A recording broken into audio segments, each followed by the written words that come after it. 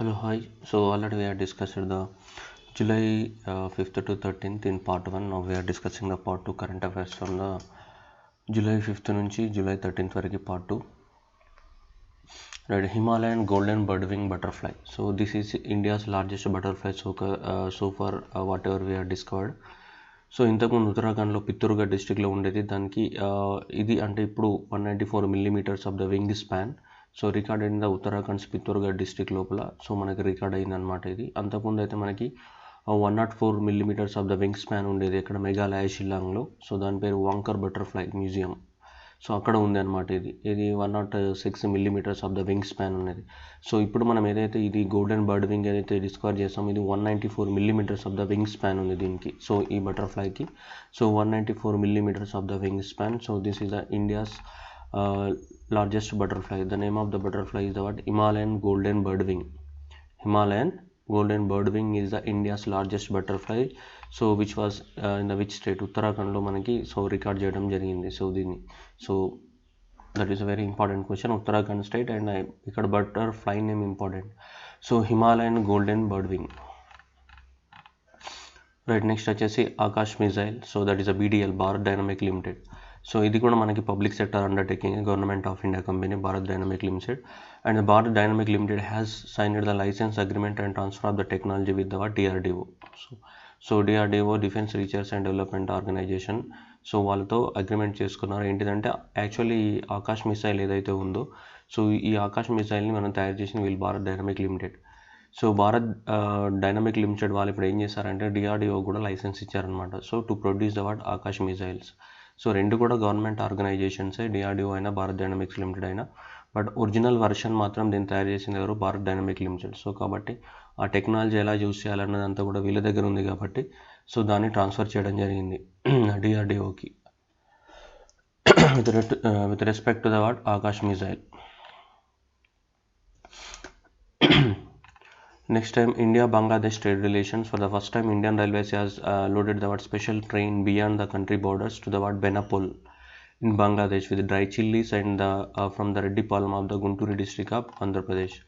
జనరల్గా మనకి goods trains అనేటివి గూడ్స్ని ఇండియాలోనే ట్రాన్స్పోర్ట్ చేస్తుంటాయి ఒక ప్లేస్ నుంచి ఒక ప్లేస్కి. ఇది గూడ్స్ ట్రైన్ అనేది సో ఫస్ట్ టైం ఇండియన్ హిస్టరీలో మన గూడ్స్ ట్రైన్ అనేది ఇండియా బార్డర్ దాటింది. సో అది బంగ్లాదేశ్లోకి పోతుంది. ఎక్కడి నుంచి అంటే ఇక్కడ నుంచి మనకి రెడ్ చిల్లీస్ అని ఎక్స్పోర్ట్ చేస్తున్నాం ఆంధ్రప్రదేశ్ నుంచి సో బంగ్లాదేశ్కి. So this is the first time so our Indian goods train even crossed the Indian borders and entered in to the some other country borders. ఏ కంట్రీలోకి వెళ్ళింది అంటే అది మనం గుర్తుపెట్టుకోవాలి, బంగ్లాదేశ్. సో బంగ్లాదేశ్లోకి వెళ్ళడం జరిగింది. బెనాపోల్ అనేది మనకి ఇండియాకి బంగ్లాదేశ్కి మధ్య ఒక చెక్ పోస్ట్. సో ఆ చెక్ పోస్ట్ దాటి మనకి బంగ్లాదేశ్లోకి ట్రైన్స్ వెళ్తున్నాయి అనమాట. ఇక్కడ నుంచి గుంటూరు నుంచి రెడ్ చిల్లీస్ తీసుకుని వెళ్ళడం జరిగింది. So this the first time Indian railways has loaded special parcel train beyond the country borders. So మన కంట్రీ బార్డర్స్ దాటి వేరే కంట్రీలోకి. So that is the Bangladesh. Next reservation for the disabled. So Supreme Court ఏం చేసిందంటే judgement ఇచ్చింది. Actual మనకి 3% of the reservation ఉంది so disabled పీపుల్కి. కానీ ఎవరు సరిగ్గా దాన్ని ఫీల్ చేయడం లేదు ఏ ఆర్గనైజేషన్ కూడా. అందుకోసం ఏం చెప్పారంటే సో ఏవైతే షెడ్యూల్డ్ క్యాస్ట్ షెడ్యూల్డ్ ట్రైబ్స్కి ఏవైతే రిలాక్సేషన్స్ ఉంటాయో ఎడ్యుకేషన్లో ఎంప్లాయ్మెంట్లో same will be applicable even for the physically disabled people. So Supreme Court judgement ఇవ్వడం జరిగిందనమాట. సో ఇది ఇంతకుముందు 2012లో కూడా జడ్జిమెంట్ ఇచ్చారు ఢిల్లీ హైకోర్టు అనేది. సో సేమ్ ఢిల్లీ హైకోర్టు ఇచ్చిన సేమ్ జడ్జిమెంట్ని సుప్రీంకోర్టు ఇప్పుడు 2020లో మళ్ళీ అప్హోల్డ్ చేయడం జరిగింది. సో ఫిజికల్లీ డిసేబుల్డ్ పీపుల్కి అయితే సేమ్ SC STస్కి ఏవైతే రిలాక్సేషన్స్ ఉన్నాయో సేమ్ అవే రిలాక్సేషన్స్ అనేటివి మనకి సో వీళ్ళకి కూడా అప్లికబుల్ అవుతాయని. రైట్, నెక్స్ట్ వచ్చేసి external debt. So external debt అంటే మనం వేరే ఫారిన్ కంట్రీస్ నుంచి తీసుకొచ్చే లోన్స్ని మనం జనరల్గా ఎక్స్టర్నల్ డెట్స్ అంటాం. So that is RBI data. So on India's external debt was published very recently which was at the end of the March 2020. So March 2020 వరకు ఎంత ఎక్స్టర్నల్ డెట్ ఉండే దానికి సంబంధించి సో కంప్లీట్గా ఒక ఇన్ఫర్మేషన్ RBI రిలీజ్ చేయడం జరిగింది. So as for the information so published by the RBI on India's external debt. So for the last financial year that is from April 1st of the 2019 to March 31st of the 2020. So in the last financial year the total external debt of the India is $558 billion. So $558 billion. That was the last year India has borrowed the money from some other countries. So మన ఇండియాలో కాకుండా వేరే countries నుంచి so $558 billion లోపల loan తీసుకురావడం జరిగింది మనం. So that is the total India's external debt at the end of the March 2020. So March 31st of the 2020 నాటికి ఇండియా యొక్క ఎక్స్టర్నల్ డెట్ అనేది $558 బిలియన్ ఉంది, రైట్. దీంట్లో కమర్షియల్ లోన్స్ అంటే ఎక్కువగా ఇంట్రెస్ట్ రేట్ ఉంటాయి కదా, ఇంట్రెస్ట్ రేట్తో తీసుకున్నవి మనకు 39.4% ఉన్నాయి, రైట్. నాన్ కమర్షియల్ లోన్స్ అంటే మనకి వరల్డ్ బ్యాంక్స్ అవి ఇవి ఇస్తారు కదా, చాలా తక్కువ ఇంట్రెస్ట్ రేట్కి ఇచ్చే వాటిని జనరల్గా అలా కన్సిడర్ చేస్తారు. సో మనకి ఎక్కువగా ఇంట్రెస్ట్ రేట్ ఉండే వాటిని జనరల్గా కమర్షియల్ బారోయింగ్స్ కిందనే క్యాలిక్యులేషన్ ఉంటుంది, రైట్. నెక్స్ట్ దీంట్లో మనం తీసుకొచ్చిన దాంట్లో $558 billion so with long term debt అనేది $451 బిలియన్ ఉంది. Long term debt means so that original maturity with above the 1 year period. So 1 year కన్నా సో బిలో 1 year ఉంటే షార్ట్ టర్మ్, అబోవ్ 1 year ఉంటే long term అని చెప్తుంటాం మనం. So ఇక్కడ $451 billion loan out of ఎంత 558. So out of $558 billion $451 billion is అవాట్ long term loan, and remaining ఏదైతే ఉందో 558 minus 451. So that is the short term, which means maturity is less than 1 year. So that is exam purpose వచ్చేసి అంత story అవసరం లేదు, ఇది గుర్తుపెట్టుకోవాలి. India's total external debt at the end of the March 31st of the 2020 is about $558 billion, అది కావాలి. So ఒకటి గుర్తుపెట్టుకుంటే ఈ factual data you can remember. So that is a long term debt and means above the 1 year period, that is a $551 billion. Next, balance of payment. So what is this mean? Balance of payment is a very big data generally, so I will explain in very short form. So balance of payment is nothing but it will have the two types of the accounts. So balance of payment లో రెండు type of accounts ఉంటాయి, ఒకటి current account, రెండవది capital account. So capital అంటే and current అంటే ఏంటో చూద్దాం. మనం క్యాపిటల్ అంటే సో లాంగ్ టర్మ్ ఇన్వెస్ట్మెంట్ని మనం క్యాపిటల్ అకౌంట్లోకి క్యాలిక్యులేట్ చేస్తాం. ఎప్పుడైనా లాంగ్ టర్మ్ ఇన్వెస్ట్మెంట్ అంటే మోర్ దాన్ 1 year కన్నా ఎక్కువగా ఇన్వెస్ట్మెంట్ ఏదైతే ఉంటాయో వాటిని క్యాపిటల్ అకౌంట్లోకి కన్వర్ట్ చేస్తారు. సో ఏవైతే డే టు డే జరుగుతూ ఉంటాయో యాక్టివిటీస్, వాటిని day to day transactions. So day to day transactions అన్నిట్లను కూడా కరెంట్ అకౌంట్లో రాస్తారనమాట. లాంగ్ టర్మ్ వాటిని క్యాపిటల్ అకౌంట్లో, day to day short term వాటిని ఏం చేస్తాం దీంట్లో సో కరెంట్ అకౌంట్లో రాస్తూ ఉంటాం మనం. సో ఇక్కడ ఏమన్నా current account deficit, CAD, bank exam వాళ్ళకి సో ఈ అబ్రివేషన్ అడుగుతాడు. CAD stands for, so CAD stands for the current account deficit. అంటే డే టు డే ట్రాన్సాక్షన్స్ ఎక్కడ నుంచి సో ఇండియా నుంచి వేరే కంట్రీకి, వేరే కంట్రీ నుంచి ఇండియాకి, దాన్ని కరెంట్ అకౌంట్ డెఫిసిట్లో మనం క్యాలిక్యులేట్ చేస్తాం అనమాట. సో ఇండియా నుంచి వెళ్తున్నటువంటి ఏంటిది అవుట్ గోయింగ్ ఎంత, ఇండియాకి వస్తున్నట్టు ఇన్కమింగ్ ఎంత, ఏ రన్లో షార్ట్ టర్న్లో, లాంగ్ రన్లో కాదు. లాంగ్ రన్లో అయితే దాన్ని ఏమంటాం మనం, లాంగ్ రన్లో దాన్ని జనరల్గా మనం క్యాపిటల్ అకౌంట్ అంటాం. సో ఇక్కడ షార్ట్ రన్లో అంటే డే టు డే యాక్టివిటీస్లో ఉన్నదాన్ని ఏమంటాం మనం కరెంట్ అకౌంట్ అంటాం. సో ఇండియా నుంచి అవుట్ గోయింగ్, ఇండియాకి incoming in short run. So అది సింపుల్గా చెప్పాలంటే. సో అది ఎంత ఉందంట ఇప్పుడు డెఫిసిట్ అంటే మనది ఏముంది, అవుట్ గోయింగ్ ఎక్కువ ఉంది, ఇన్కమింగ్ తక్కువ ఉందనే కదా deficit. So that is the నారోడ్ by the 0.9% of the GDP in 2019 from the 2.19% so in the 2018. So మనకి చూస్తే ఈ లాస్ట్ ఇయర్ 2019 and 20 ఇయర్లో సో ఇండియా యొక్క ట్రేడ్ అనేది $157 బిలియన్ ఉంది. $157 బిలియన్ కరెంట్ అకౌంట్ డెఫిసిట్. అదే లాస్ట్ ఇయర్ చూస్తే $180 బిలియన్ ఉంది. అంటే తగ్గిపోయింది, మనకు ఒక $30 మిలియన్ అనేది తగ్గింది ఇక్కడ. సో తగ్గడం వల్ల ఇక్కడ కూడా కరెంట్ అకౌంట్ డెఫిసిట్ చాలా ఎంత 0.9% of the GDP. So from the 2.91% of the so 2018-19 మన ఇండియా జీడిపిలో ఇది ఎంత ఉంది, జస్ట్ 0.9% ఉంది. లాస్ట్ ఇయర్ అయితే ఇండియా జీడిపితో కంపేర్ చేస్తే ఇది so 2.1% of the India GDP ఉంది. ఇప్పుడు ఎంత 0.9% ఆఫ్ ద ఇండియా జీడిపి ఉంది. ఇది కరెంట్ అకౌంట్ డెఫిసిట్. అంటే అవుట్ గోయింగ్ ఎక్కువ ఉంది, ఇన్కమింగ్ తక్కువ ఉంది. సో ఎంత డెఫిసిట్ ఉంది 0.9% of the GDP. 0.9% of the GDP అంటే if you calculate in to the absolute value ఎంత అవుతుంది, అది 157.5 billions. So this 0.9% of the GDP equal to $157.5 billion. అంటే డే టు డే అంటే ఏముంటాయి, ఇండియా నుంచి ఎక్స్పోర్ట్స్ ఇంపోర్ట్స్ చేయాలి. ఇండియా నుంచి వెళ్ళే ప్రతి ఎక్స్పోర్టు, ప్రతి ఇంపోర్ట్ కానీ, ఇండియా నుంచి వెళ్ళే అబ్రాడ్ వెళ్ళే టూరిస్టులు కానీ, ఇండియాకి వచ్చే టూరిస్టులు కానీ, సో మన వాళ్ళు ఎడ్యుకేషన్ చదువుకోవడానికి వాళ్ళు అక్కడ వెళ్ళే వాళ్ళు కానీ, ఆఫ్రికా వాళ్ళు ఇండియాకి రావడం చదువుకోవడానికి, సో ఇట్లాంటివన్నీ డే టు డే ట్రాన్సాక్షన్స్ కాబట్టి సో ఈ డే టు డే ట్రాన్సాక్షన్స్ అన్నీ దీంట్లోనే ఉంటాయి, దీంట్లో కరెంట్ అకౌంట్లో. సో మనకి డెఫిసిట్ ఉందన్నమాట. డెఫిసిట్ ఎందుకు ఉందంటే మన ఎక్స్పోర్ట్స్ తక్కువ ఉన్నట్టు, ఇంపోర్ట్స్ ఎక్కువ ఉన్నట్టు, ఆర్ అదర్వైజ్ అవుట్ గోయింగ్ ఎక్కువ ఉంది, ఇన్కమింగ్ తక్కువ ఉందని. సో ఇది గుర్తుపెట్టుకోవాలి exam purpose. 0.9% of the GDP which is equal to 157 billions. Right. RBI ప్రకారం సో టోటల్గా ఇండియాకి వచ్చిన ఫారిన్ డైరెక్ట్ ఇన్వెస్ట్మెంట్ అంటే ఫారినర్స్ ఇండియాలో పెట్టిన ఇన్వెస్ట్మెంట్ 2019-20 ప్రకారం $43 billion. So as for the RBI that is a NEFT foreign direct investment flows in to the India is about $43 billion. Right. Next, World Bank has released the what new purchasing power parities. Right. New purchasing power parities under the what international comparison program. So మనకి అంటే rankings of the what world economies ఇండియాలో అంటే ప్రపంచంలో ఉన్న economies ఏవైతే ఉన్నాయో వాటి యొక్క ర్యాంకింగ్స్ని రిలీజ్ చేసింది ఎవరు? World Bank. ఏ బేసిస్ పైన? పర్చేసింగ్ పవర్ ప్యారిటీ బేసిస్ పైన.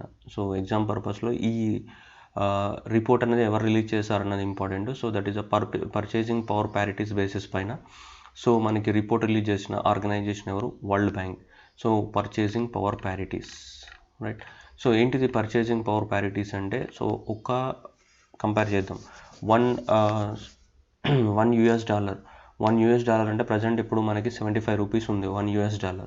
సో $1 75 రూపీస్ ఉన్నప్పుడు సో ఆ $1కి అమెరికాలో ఎన్ని వస్తువులు వస్తాయి, సో 75 రూపీస్కి అమెరికాలో ఎన్ని వస్తువులు వస్తాయి, సో కంపారిజన్ చేస్తారనమాట. అంటే మన ఇండియన్ కరెన్సీకి ఎంత వాల్యూ ఉంది, అమెరికన్ కరెన్సీకి ఎంత వాల్యూ ఉంది అనేది కంపారిజన్ చేస్తుంటారు. ఒక 75 రూపీస్ ఈక్వల్ టు $1 సో అప్పుడు ఇండియన్ డాలర్కి ఎన్ని 75 రూపీస్కి సో ఎన్ని వస్తువులు వస్తున్నాయి, ఆ 75 రూపీస్కి ఈక్వల్ టు ఎంత యూఎస్లో చూసుకుంటే అది $1. సో కాబట్టి ఆ కంపారిజన్ చేస్తారనమాట. సో $1కి యూఎస్లో ఎన్ని రూపీస్ వస్తుంటే 1 రూపీకి యూఎస్లో ఎన్ని వస్తువులు రావచ్చు అలా కంపారిజన్ చేస్తారనమాట. ఎందుకంటే $1 ఈక్వల్ టు 75 రూపీస్. సో అక్కడ 1 రూపీ తీసుకుంటే ఇక్కడ కూడా 1 రూపీ తీసుకోవాలి. సో అలా పర్చేసింగ్ పవర్ ప్యారిటీస్ని మనం కంపేర్ చేస్తూ ఉంటాం జనరల్గా. ఇక్కడ name it self is indicating that purchasing power అంటే ఎవరి కరెన్సీకి ఎక్కువగా పర్చేసింగ్ పవర్ వాల్యూ ఉంది అని క్యాలిక్యులేట్ చేస్తారు. దానికి ఒక మెథడాలజీ ఉంటుంది. సో అది ఓన్లీ మనకి పెద్ద ఎగ్జామ్స్ రాసే వాళ్ళకి ఉంటుంది. సో సివిల్ సర్వీసెస్ వాళ్ళకి ఇప్పుడు మనకు అవసరం లేదు. So that is a gross domestic ప్రోడక్ట్ని తీసుకొని క్యాలిక్యులేట్. సో ఇండియా యొక్క వాల్యూ అనేది పర్చేసింగ్ పవర్ ప్యారిటీస్ లోపల సో ఇండియా యొక్క ఇండియన్ రూపీ, సో ఇక్కడ చూడొచ్చు Indian rupee per the what $. So is 20.6 in 2007 to the what 15.5 in the 2011. So మన India యొక్క వాల్యూ అనేది ఏమైంది? పెరిగింది. పర్చేసింగ్ పవర్ పెరిగింది. అంటే మన ఇండియన్ రూపీస్ కూడా ఎక్కువ వస్తువులు వస్తున్నాయి అని. దీంతో కంపేర్ చేసినప్పుడు $తో కంపేర్ చేసి ఒకప్పుడు 15 పాయింట్స్ వచ్చేటివి, ఇప్పుడు ఎంత 20 పాయింట్స్ వస్తున్నాయి సేమ్. అంటే మన ఇండియా యొక్క పర్చేసింగ్ పవర్ వ్యారిటీ ఏమైంది? పెరిగిందనమాట. ఈ 2017 రీసెంట్గా 2017 అనేది రిఫరెన్స్ ఇయర్గా తీసుకొని క్యాలిక్యులేట్ చేసి దాన్ని 2020లో రిలీజ్ చేశారు. రిఫరెన్స్ ఇయర్ ఏది? 2017 ఇయర్. సో ఇలా క్యాలిక్యులేట్ చేసినప్పుడు సో ఫస్ట్ అనేది మనకి యూఎస్ ఉంది. So followed by the what United States 16.3. So first వచ్చేసి మనకి చైనా ఉంది. సరే యూఎస్ కాదు China. So that is the power purchasing parities పైన సో ద లార్జెస్ట్ ఎకానమీ ఏది? చైనా 16.4% అండ్ యునైటెడ్ స్టేట్స్ ఎంత? 16.3% ఉందన్నమాట వాళ్ళ యొక్క షేర్ అనేది. సో ఇండియా అనేది ఎంత? 6.7% అనేది India share. That is the third largest economy in the world on the basis of the what purchasing power parities, not on the basis of the GDP. So that is in terms of the what power purchasing power parity. So purchasing power parity paina so world largest economy ever China and followed by the what United States and followed by the what India. So India stood at the what third place, that is a 6.7% of the share in the world GDP as per PPP basis. So that is a purchasing power parity basis. Right. Don't confuse that GDP basis పైన తీసుకుంటే largest economy ఎవరు ఉంటారు? United స్టేట్సే ఉంటుంది. Almost మనకి $20 billion. Next $6.5 billion తోటి China ఉంటుంది. So $1 trillion తోటి. So next one is the India week.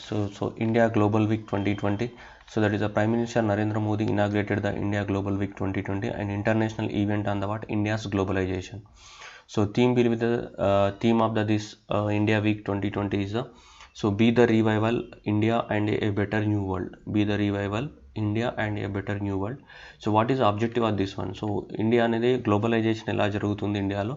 So what is the prospects are there for the prospects and opportunities are there for the India so and in India so for the what globalisation దాని గురించి ఇక్కడ discuss చేస్తారనమాట.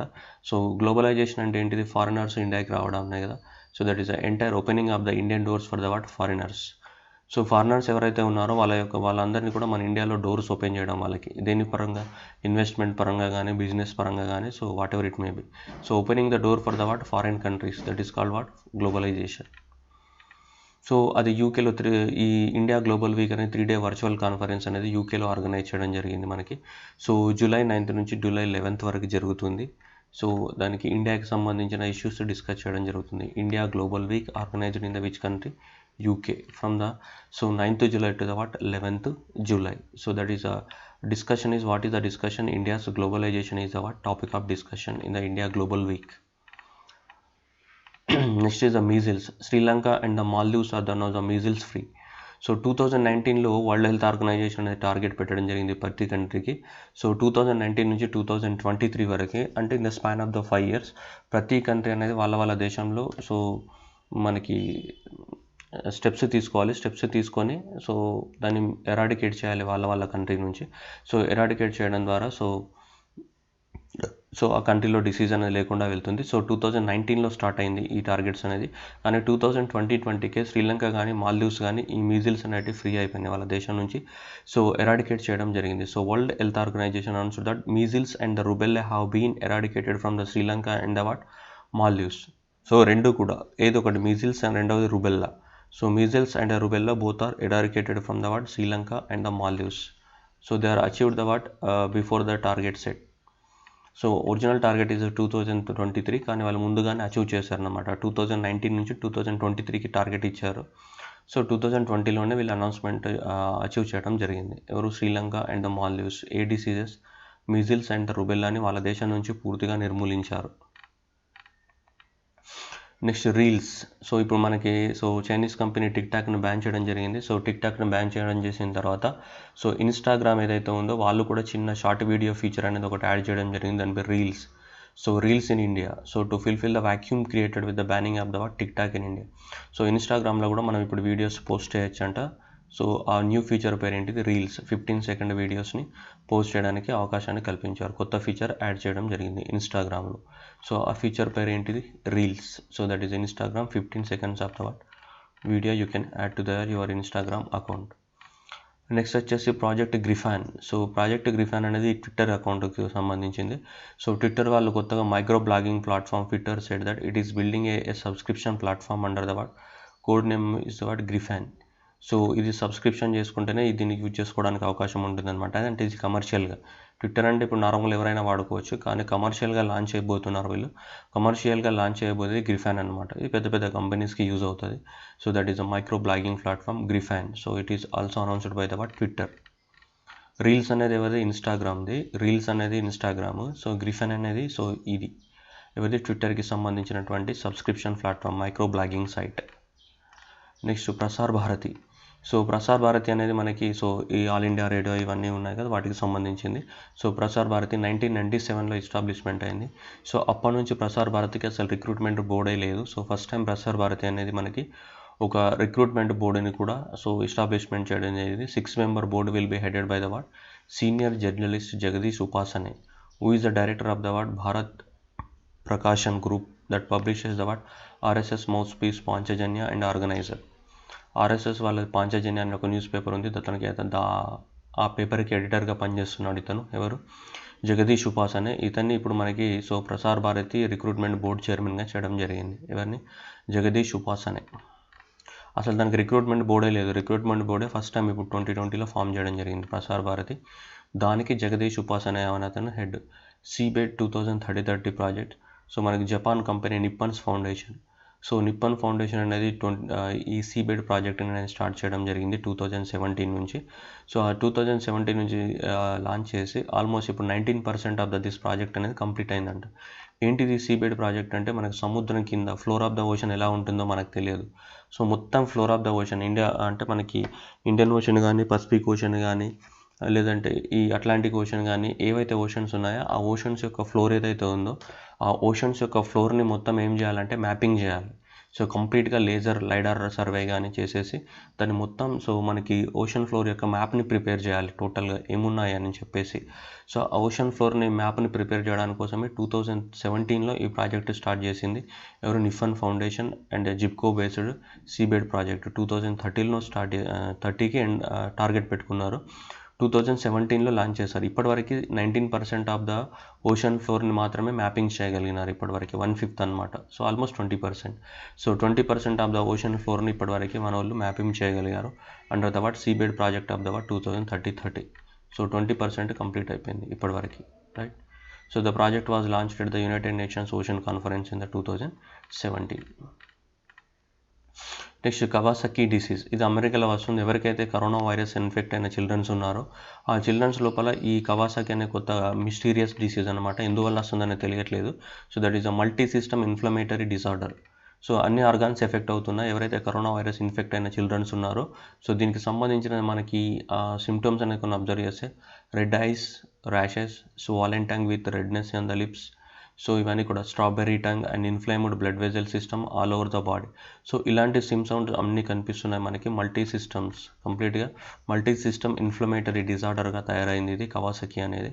So affecting the children's who are infected with COVID-19. So ఇది అమెరికాలో ఇలాంటి symptoms కనిపిస్తున్నాయి చిల్డ్రన్స్కి. కానీ ఒరిజినల్గా అయితే ఇది ఎందుకు వస్తుందని తెలియడం లేదు ఇంకా. So still under the process of the review what are the causes for this particular disease. మనకు తెలియదు ఎందువల్ల వస్తుందనేది. So the disease was derive from the name Japanese paediatrician Kawasaki who reported the first case in the 1961.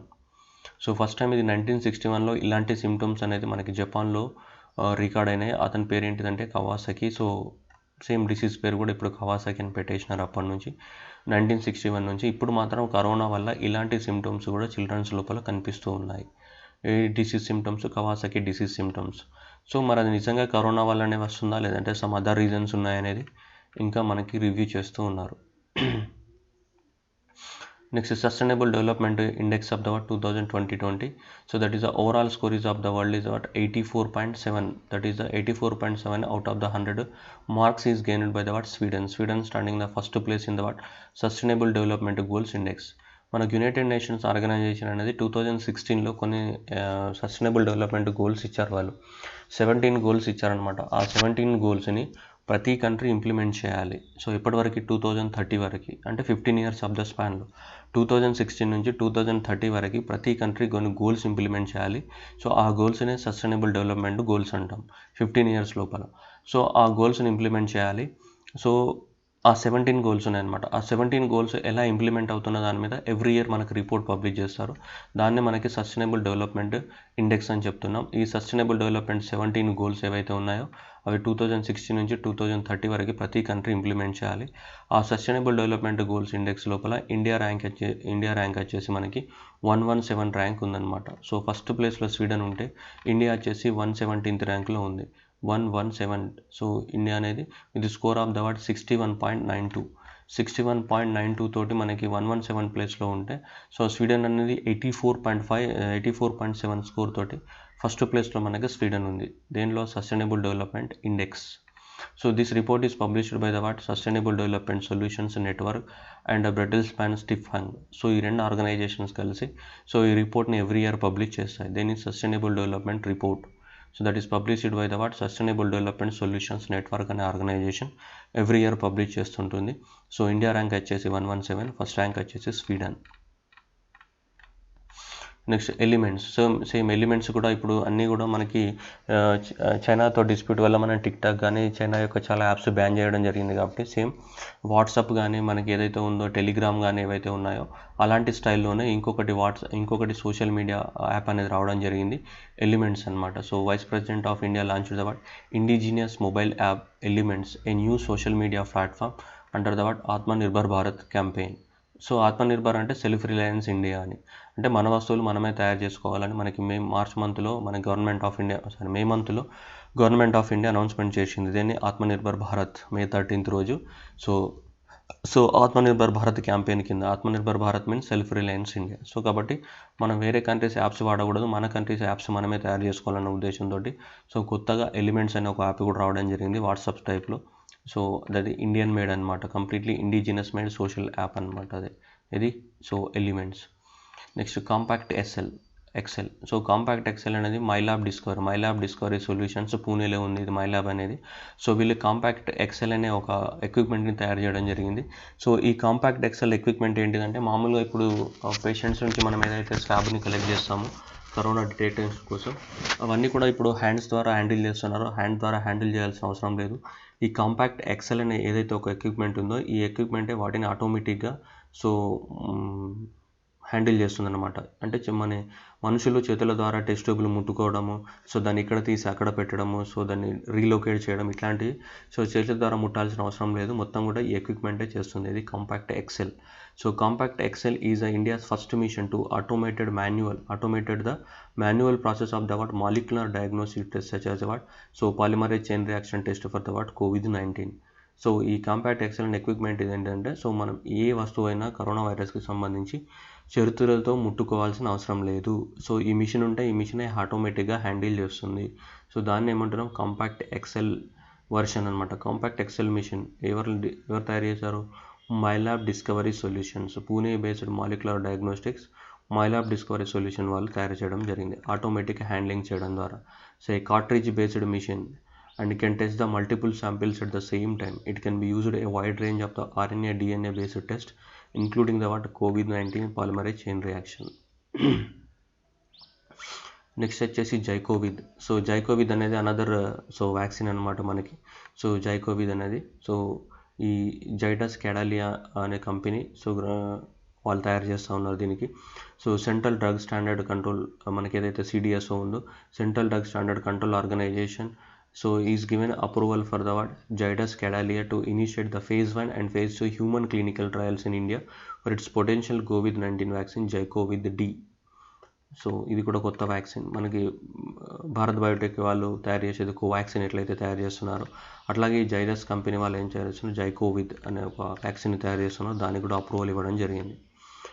So foreign and Indian coaches have the 4 years of the contract. So మనకి ఇండియాకి athletics సంబంధించిన coaches ఎవరైతే ఉన్నారో Indian athletics coaches వాళ్ళకి ఇప్పుడు ఒకసారి అగ్రిమెంట్లోకి entry అయ్యారంటే 4 years వాళ్ళ కంటిన్యూషన్ ఉంటుంది based on the performance.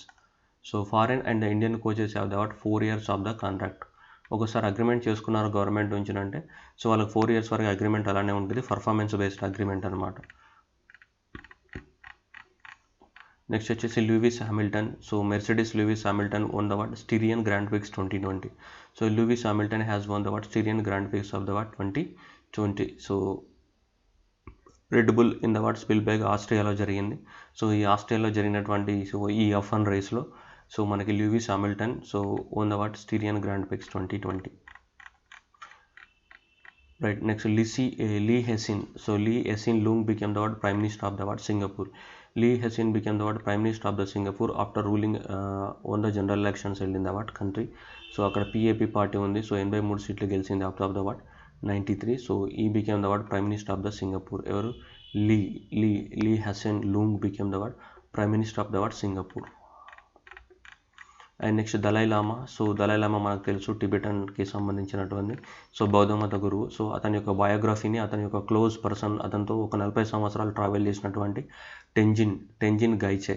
So Tenzin Geyche అనేవాడు close associate of the so Dalai Lama since last 40 years. So అతనితో 40 years ట్రావెల్ చేశాడు కాబట్టి సో అతనితో ఈ టెంజిన్ గీచే అని అతను ఏం చేశాడంటే సో ఆ బయోగ్రఫీని రాశాడు. Total biography of the Dalai Lama గురించి బయోగ్రఫీని రాయడం జరిగిందనమాట. Has loneliness the 14th Dalai Lama and illustrated biography. So రాసింది ఎవరు? టెంజిన్ గైచే. ఎందుకంటే అతను 40 years దలై లామాతోనే స్పెండ్ చేశాడు కాబట్టి రాయడం జరిగింది. So has loneliness of the 14th Dalai Lama. Next వచ్చేసి Jones Lang LaSalle. So Jones Lang LaSalle అనేది ఒక రిపోర్ట్ ఇది కంపెనీ అనమాట, రియల్ ఎస్టేట్ కంపెనీ. వీళ్ళు ఒక ఇండెక్స్ రిలీజ్ చేశాడు. ఆ ఇండెక్స్ ఏంటిదంటే global real estate transparency index, GRETI, global real estate transparent index. So it is covered 99 countries cover చేయడం జరిగింది. ఈ 99 కంట్రీస్లో కవర్ చేస్తే ఇండియా అనేది 34th ర్యాంక్లో ఉంది. అంటే మన దగ్గర రియల్ ఎస్టేట్ అనేది సరిగ్గా ట్రాన్స్పరెన్సీ మేనర్లో జరగడం లేదు. సో పర్ఫార్మెన్స్ మెజర్మెంట్కి 25 మార్క్స్, మార్కెట్ ఫండమెంటల్కి 16 point, right governance listed vehicle 10%, and next regulatory and లీగల్కి 23.5%, and the transaction process 15%, and sustainability 10%. And overall 100%. So based on this 100%, they are allocating the rank to the different countries. Almost it covered the 99 countries. So around the 163 cities in the 99 countries. So out of the 99 countries, India stood at the 34th rank. so in real estate business, and the first rank is given to the what, United Nations, United Kingdom, so 1.31 score, and United States 1.35, and Australia 1.39. So that is India 34th rank, which means the India is not at all maintaining the any transparency in the what, real estate business. So that is a 34th rank out of the what, 99 ranks. First rank is occupied by the what, United Kingdom with a score of the what, 1.31%.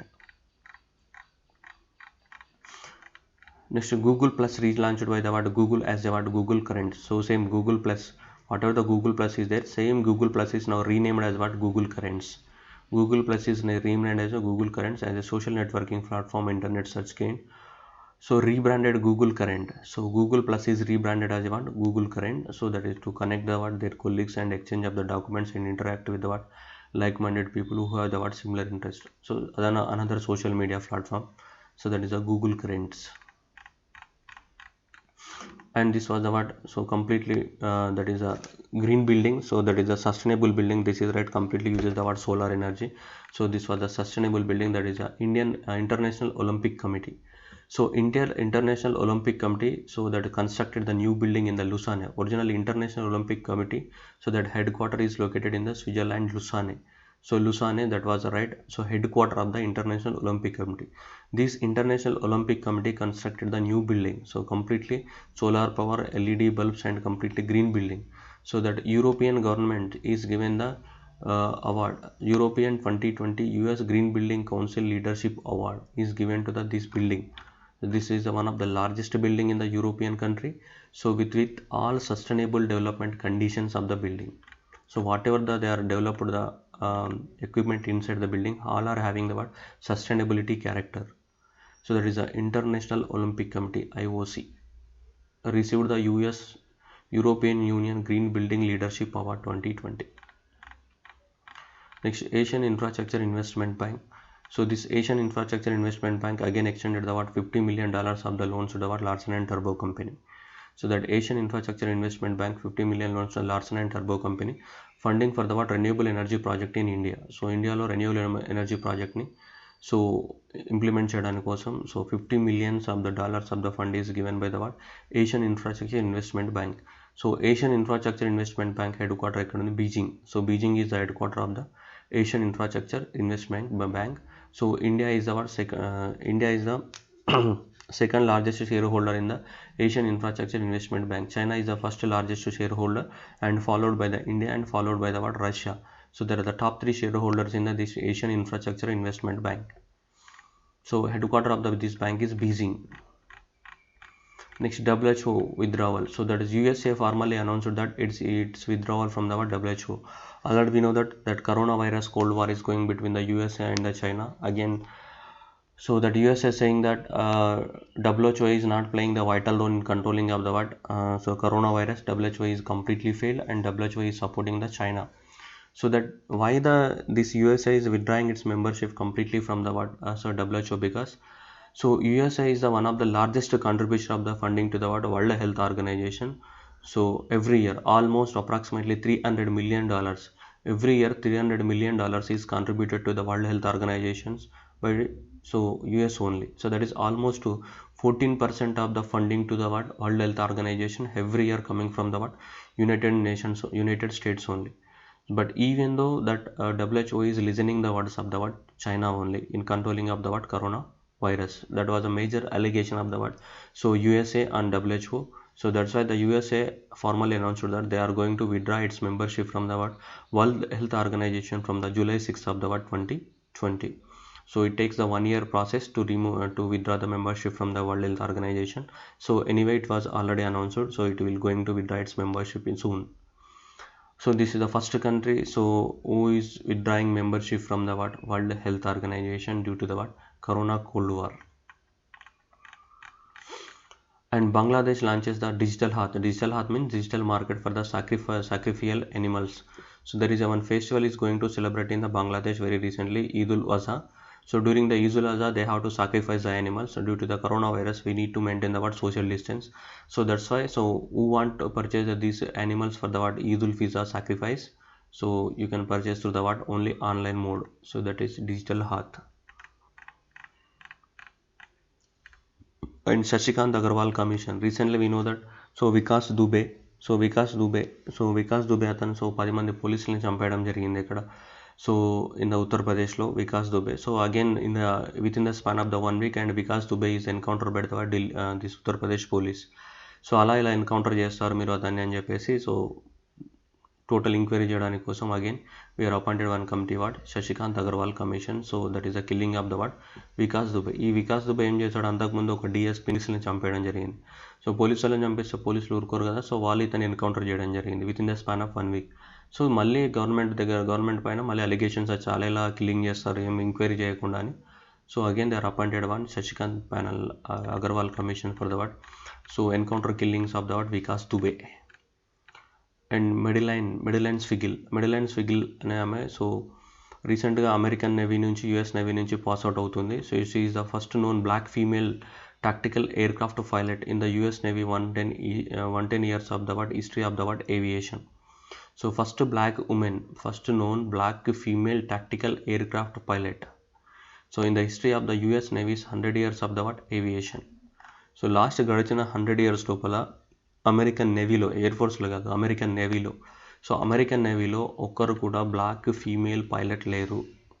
So that is the first female so and that to black, first black female so aircraft pilot in American navy.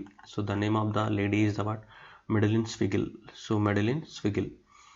So US Navy announced that Lieutenant Madeleine Swiggle has completed the Naval Flight School and would later this month receive the Flight Officer insignia known as what Wings of Gold.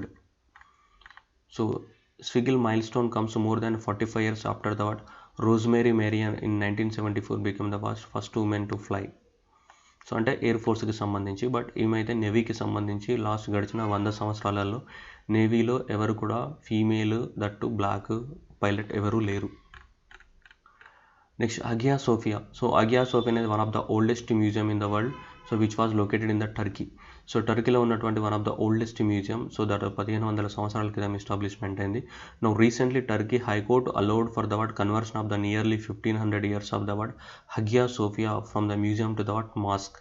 So Hagia Sophia అనేది ఒక museum. So దాన్ని mask లాగా convert చేసుకోవడానికి అక్కడ టర్కీలో ఉన్నటువంటి high court అనేది permission, highest court Turkey supreme court permission ఇవ్వడం జరిగింది. సో ఎగ్జామ్ పర్పస్లో ఏంటిదంటే హగియా సోఫియా మ్యూజియం ఏ కంట్రీలో ఉందన్నది important. So Hagia Sophia is in Turkey. Next India ranked 31st in the inform of the risk index. So ఏ దేశంలో ఎక్కువ మొత్తంలో డిజాస్టర్ జరుగుతున్నాయి, ఎక్కడైతే హ్యూమానిటేరియన్ క్రైసిస్ ఉన్నాయి, డిజాస్టర్స్ ఎక్కువగా ఉన్నాయి, దానికి సంబంధించిన ఇన్ఫర్మేషన్ని తీసుకొని so inform report 2020 shared evidence for the what managing the crisis and the disasters. ఏ దేశంలో క్రైసిస్ హ్యూమానిటేరియన్ క్రైసిస్ ఎక్కువ ఉన్నాయి, ఏ దేశంలో డిజాస్టర్ క్రైసిస్ ఎక్కువగా ఉన్నాయి, వాటికి సంబంధించినటువంటి ఇన్ఫర్మేషన్ ఎంత అవైలబిలిటీ ఉంది అన్న దాన్ని బట్టి ఒక ఇండెక్స్ ప్రిపేర్ చేశారు. దాన్ని ఇన్ఫార్మ్ రిస్క్ ఇండెక్స్ అని పేరు పెట్టేశారు. So inform risk index. So ఈ ఇన్ఫార్మ్ రిస్క్ ఇండెక్స్ లోపల so own by the first ర్యాంక్లో మనకి సో సోమాలియా ఉంది. So 8.9 out of 10 points 8.9 points తోటి సో సోమాలియా అనేది ఫస్ట్ ప్లేస్లో ఉందన్నమాట ఇన్ఫార్మ్ రిస్క్ ఇండెక్స్ లోపల, అంటే రిస్క్ ఎక్కువ ఉందని. సో ఇండియా అనేది 31st ప్లేస్లో ఉంది. మన ఇండియా అనేది సో 31st ప్లేస్లో ఉంది. Inform risk of the what 5.4. So first ప్లేస్లో సోమాలియా ఉంది 8.9 రిస్క్. ఇండియా అనేది 31st ప్లేస్లో ఉంది 5.4 తోటి. So inform risk index first rank is occupied by the what Somalia. Next Urjit Patel. So Urjit Patel మనకు తెలుసు farmer governor of the RBI. So ఒక book రాయడం జరిగింది రీసెంట్గా, over draft saving the Indian saver. So over draft saving the Indian saver. So అతను RBI గవర్నర్గా ఉన్నప్పుడు so ఆ బ్యాంకు ఫేస్ చేస్తున్న కండిషన్స్ అన్నిటి గురించి ఈ బుక్లో రాయడం జరిగింది. Over draft and saving the Indian saver, that is authored by the what former RBI governor what Urjit Patel. So very important book over the draft. Next so Maruti Suzuki chairman వచ్చేసి RC Bhargava ఇతను కూడా ఒక బుక్ రాయడం జరిగింది. So getting the competitive and practitioners guide for the what India. Getting the competitive and practitioners guide for India. This was the book written by the what chairman of the Maruti Suzuki RC Bhargava. So getting competitive and practitioners guide for the what India. And next ఇంతకుముందు చెప్పాం has loneliness and the 14th Dalai Lama. So that is book written by the what Tenzin. So Tenzin Geyche. So ఇతను 40 years దలై లామాతోనే travel చేయడం జరిగింది. So అతను దలై Lama గురించి పూర్తిగా తెలుసు కాబట్టి ఈ బుక్ రాయడం జరిగింది. Has loneliness the 14th Dalai Lama. So book is written by the what Tenzin. and this is a Getting Competitive by the R.C. Bhargava, and the Urjit Patel book is Overdraft. Overdraft is the name of the book by Urjit Patel.